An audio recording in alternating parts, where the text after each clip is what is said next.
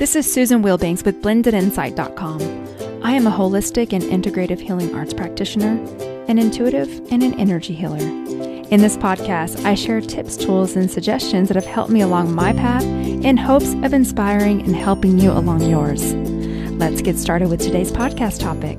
Hello, bright soul. Thank you so much for joining me on another podcast. You may notice that I have been doing some replays from previous years.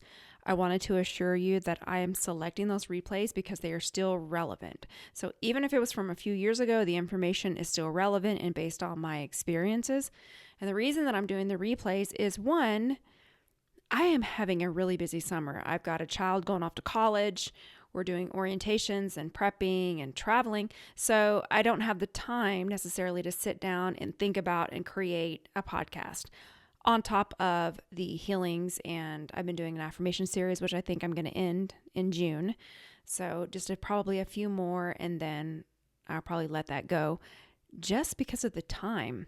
Also, I'm in a huge transition right now. I have a child going off, starting a new venture, and there's a lot going on. There's milestones happening over the summer.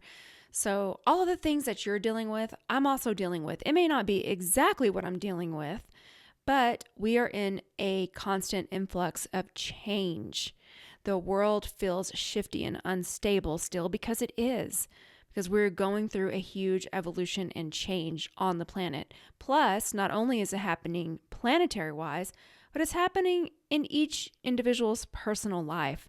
And so I'm going through that just like you. And that's what I wanted to talk about on today. And that is accepting change. I hear a lot of resistance around change, a lot of talk about what was.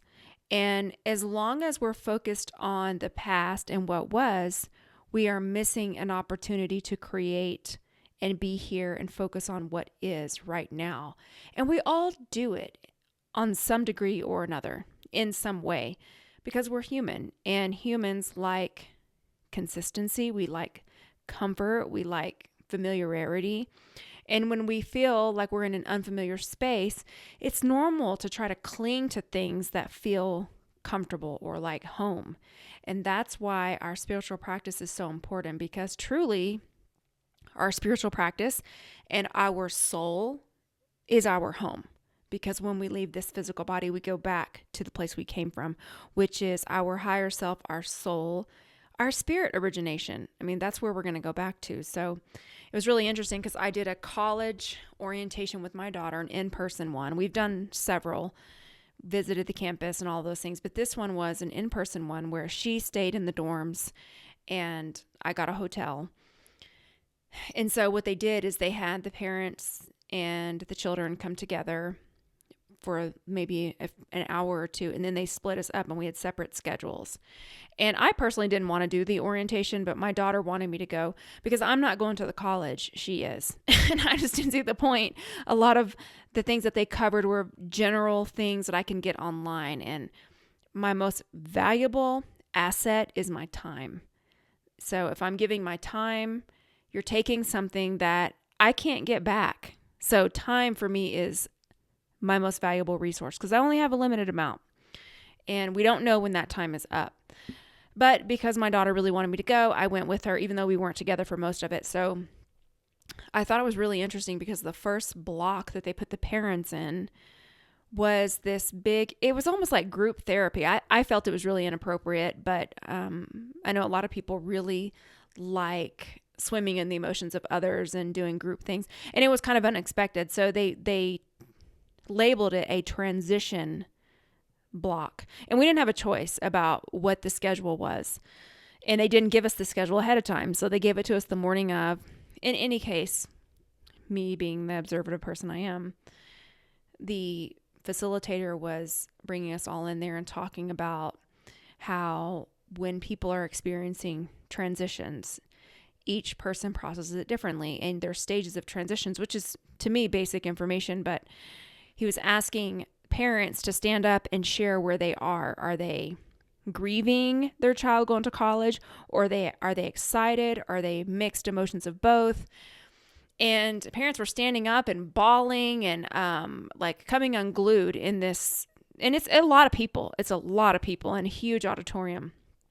And so my heart went out to them because I can see that, well, for me, I'm clairvoyant, so I can see things anyway, but I can see how much emphasis they're putting on the past and not wanting to step into the future. Now, I'm not saying that when our children graduate or they go through different things, it's not mixed feelings for us, or we don't feel sad that they're not going to be with us. I'm not saying any of those things, because I have compassion for where everyone is at.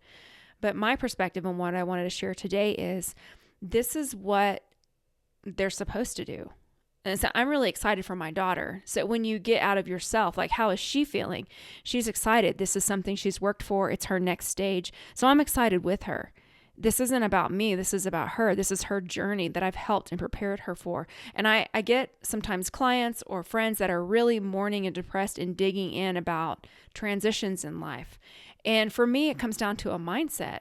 And I'm not saying that I won't ugly cry when I drop her off at college. I'm not saying any of those things won't happen, because I really don't know until we get to that moment. But I will say, over the years, even with her graduating and doing things, I have not been the one to get depressed and feel sorry for myself and mourn and shut myself off. And that's fighting what is, in my opinion. All emotions are valid.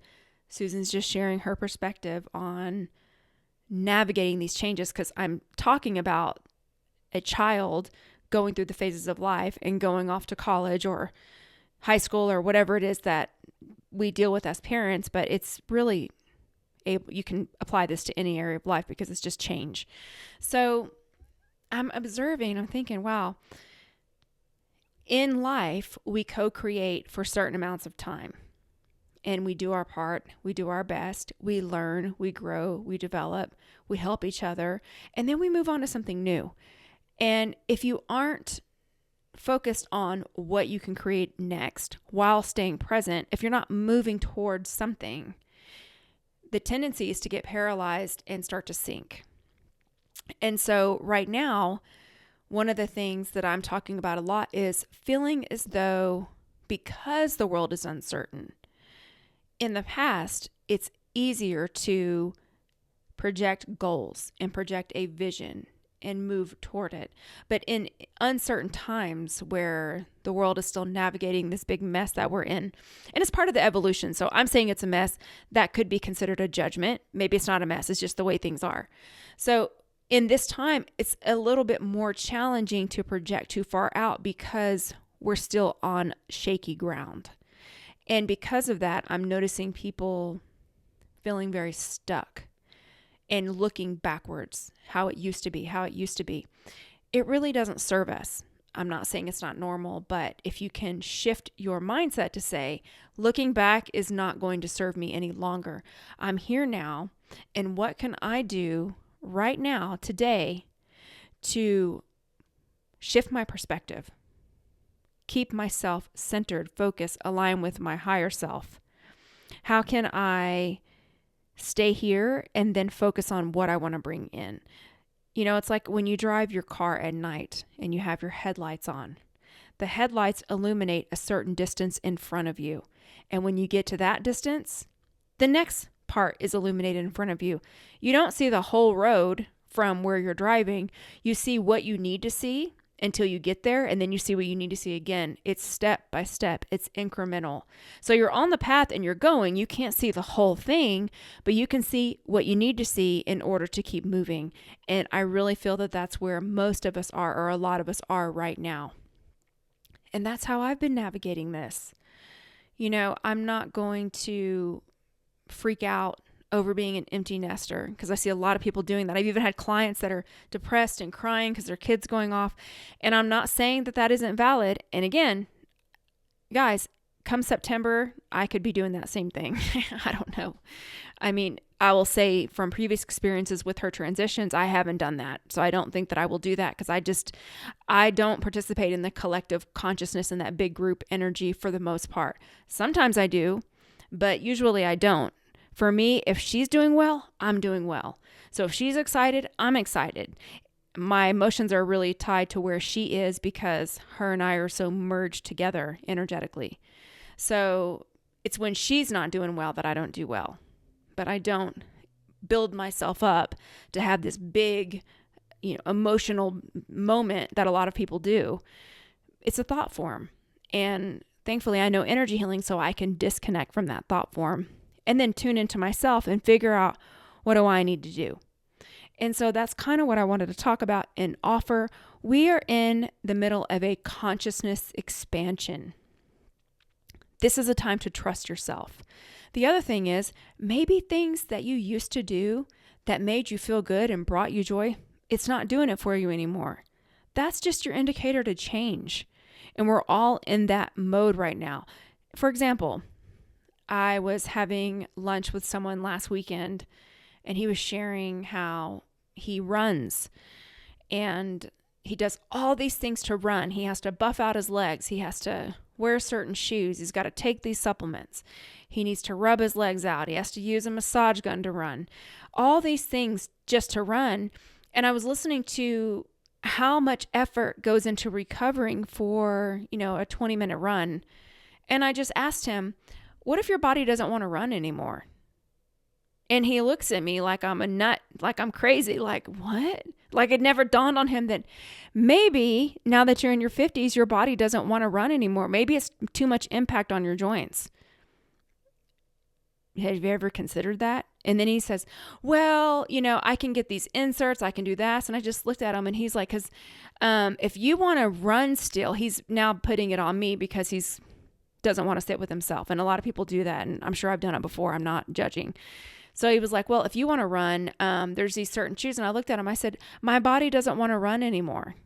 I am honoring my own rhythm. I used to run on pavement. I did it a lot in the military. I had to formation run. And my body said, Susan, we do not want to have that impact on our body anymore. And I don't miss it because I can walk on incline. There's so many other things that I can do that really honor my body. I'm not saying I won't ever run again for exercise, but I'm saying that right now my body doesn't want to do that. And I am over beating my body up. I go to the gym. I push myself. I'm sore. I push myself to the level that my body is okay with. I tear my muscles. I get sore. I do all that and I recover. But pushing myself beyond the brink to where I stress out my adrenal glands, it doesn't serve me anymore. Those days are over for me. Now I'm in a place of honoring the change, accepting the change. And we all get to do that and assess that in accordance with our own intuition, in accordance with our own guidance every single day. And I just wanted to share with you that if you've been feeling that way, a lot of us have, and it's okay. The other thing that has been happening with me and a few friends of mine, we've shared, they just randomly mention it, and it's been happening with me too, is that I get tired in the afternoon for a short period of time. There's an energy dip in the afternoon. I don't know what's going on vibrationally, because I will say there's a couple of friends of mine, they don't live in the same state as I live, and they're having these fatigue dips at the same time I am. And what I do is I listen like, wow, I'm feeling really sleepy. There's no reason. I sleep great. My schedule hasn't changed. I'm taking excellent care of myself. But I just honor that. I'm like, okay, well, maybe I need to take a 15-minute nap. And so I've been doing those things. And then I wake up and I'm energized and I move on. And so again, that isn't my norm, but it's my norm for now. And as we are moving through this time, taking it step by step, it's okay. What I do know is when you resist the change, it drains you.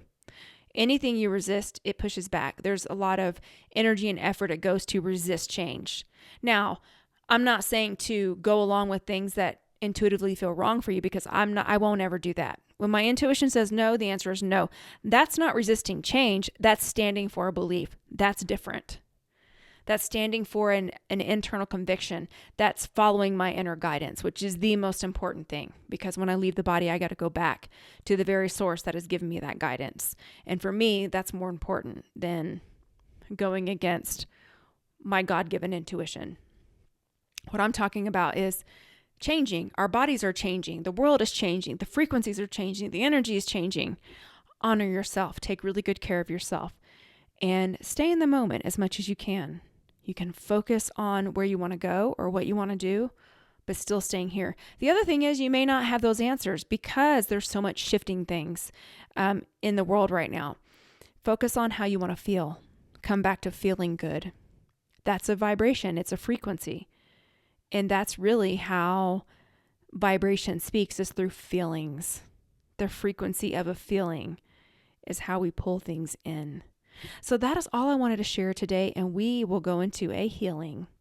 So you can uncross your arms and legs and focus on your breathing, and I will turn the energy healing on.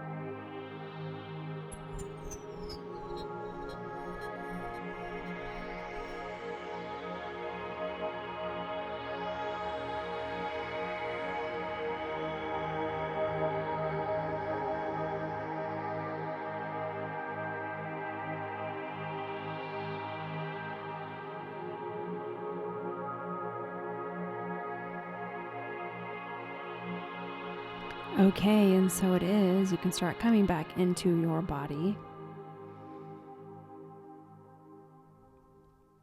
And I did want to mention, I probably will have a few replays for this summer.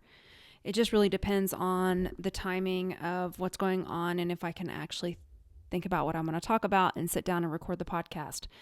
But again, what I have chosen to reshare is relevant to the current times. So I want to thank you so much again for tuning in. If you haven't left me a review on iTunes, I would so appreciate it. And I just want to wish you a beautiful week. Take care. Bye-bye.